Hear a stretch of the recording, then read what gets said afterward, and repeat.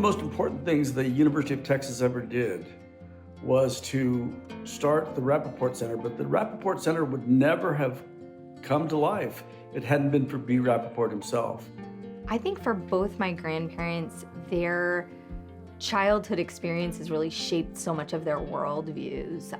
My grandfather in particular was the son of Russian refugees, right? They were religious minority, they were politically outspoken, and that didn't stop when they came to this country. Instead, they felt it was all the more important that they speak out, that they identify and build solidarity with other groups. I worked with a number of faculty across campus who I met in my first couple of years, and we decided to raise money for an international human rights law and justice center. I started thinking about, well, who were the people I knew in Texas, who were the people who had influenced me, and Bernard Rapoport was one of those people. Fortunately, B and the foundation decided to support us, and it was a great beginning. I came to law school unsure about what I wanted to do, having a kind of general sense that I wanted to work in human rights, having absolutely no idea what that would mean, what shape that might take. But what was really great about the center sort of starting when I was a law student was that it centered a lot of the conversations that some of us as students were having. And we'd been sort of piecing together courses and experiences and just kind of coming up with things ourselves. And the center gave us a kind of, a center where we could do that, a place where we could kind of gather. The fact that my mom, Sissy, became such a friend of the center, and in fact, I think Karen would echo, and Neville would as well, that she became a bit of a mentor to them, fleshing out the issues that the center needed to be involved with. I, for one, who had the privilege of working with Bernard Rapoport personally, and knowing him for as long as I did, almost 40 years, he was quite the character. Bernard Rapoport was up there on a panel, and he said something like, "Where's the outrage?" He wanted fire. He wanted fire in our bellies. And I think that anything that upset the status quo would be just fine with Bernard. I know it would be fine with Audre. She didn't like the status quo one bit. All three of them would be extraordinarily proud of what the center does today.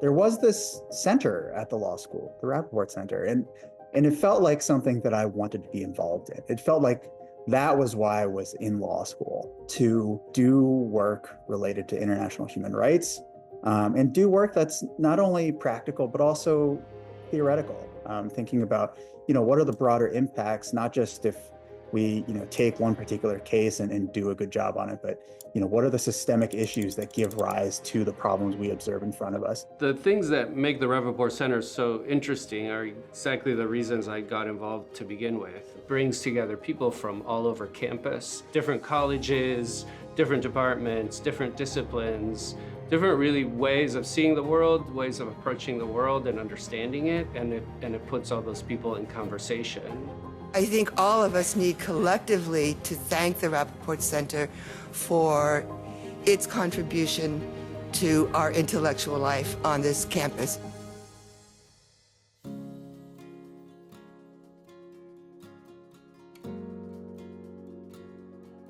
I think I've been incredibly lucky to have the Rapoport Center in my life.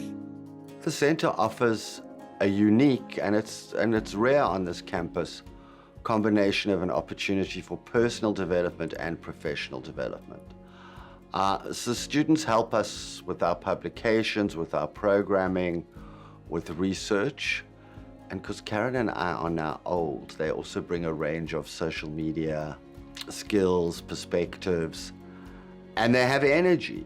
I think that the amount of freedom that we had to select research topics, to write, to debate, to propose topics for symposia and lectures was pretty unique.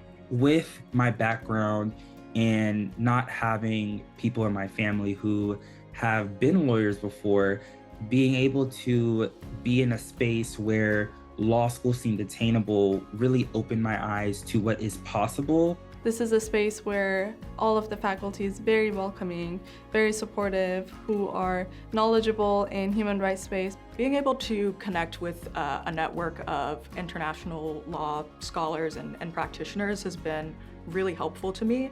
It's how I've been able to secure my internship for this summer, and it's just shown me the different career options and pathways that are out there.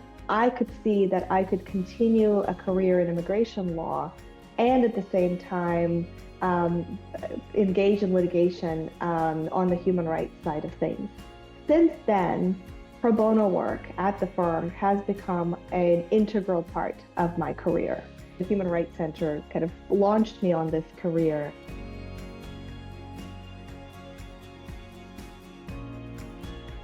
The Rapoport Center sent students from the law school to go to various international and hybrid criminal tribunals. There was one particular court that stuck out to me, which was the extraordinary chambers in the courts of Cambodia. The Charles Moyer Fellowship funded my summer internship at American Gateways, where I did immigration work here in Austin, Texas.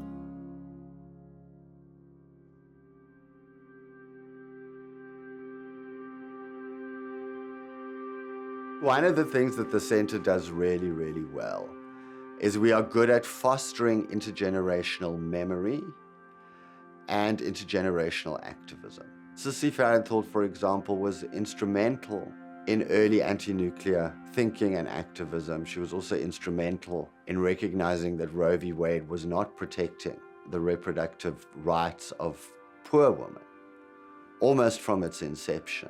I learned that Sissy's papers were housed at the Briscoe Center for American History.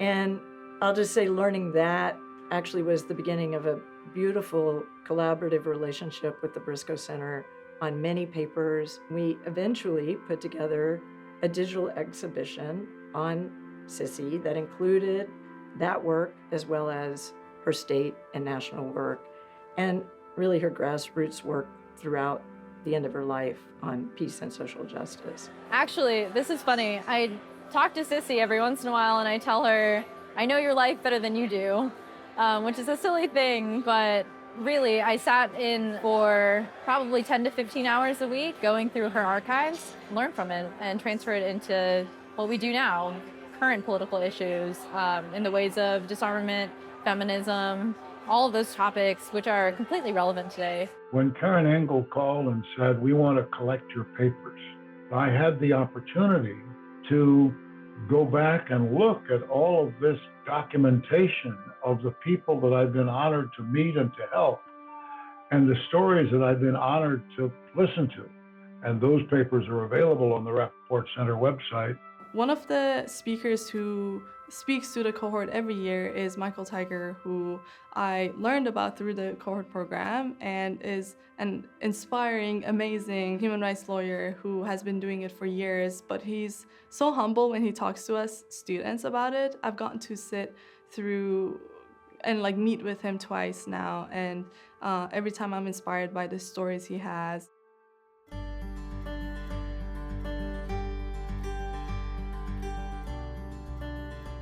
As much as we might want law to be the answer, unfortunately, we find that law is often the problem here and in the other places that we work.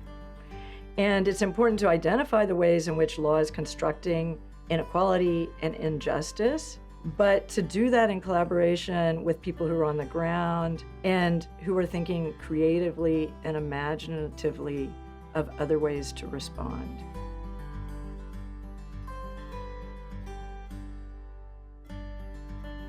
A lo largo de los 13 años que fui director del Archivo Histórico de la Policía Nacional de Guatemala, logré construir una relación realmente muy fructífera, muy profesional, pero sobre todo muy entrañable con varias compañeras y compañeros de la Universidad de Texas y en particular del Centro Rapoport. No fue únicamente una relación de alguien que aporta y otro que recibe. realmente hubo siempre un intercambio, un aprendizaje.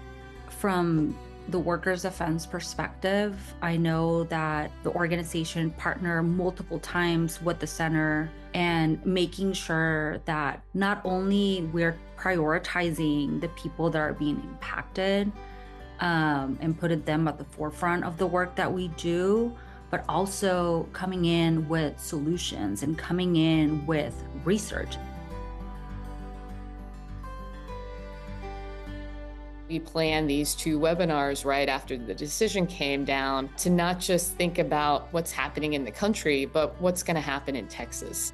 So it's been an honor to collaborate from its start with the Sissy Farenthold Reproductive Justice Defense Project. So to be working with the Reproductive Justice Defense Project to have a better understanding of what's happening on the ground and the challenges that people are facing with respect to pregnancy prosecutions has been critical for us. My return on investment is the joy of watching this new generation of students step forward and take on these challenges. And that is, I think, something that's so critical as we seek to figure out how we build a better world, how we build a more just world. And I think it's something that my grandparents would be very proud of as the stakes get higher and higher, that this work continues fearlessly and in their name. We just knew that we couldn't let the light die with Sissy's passing.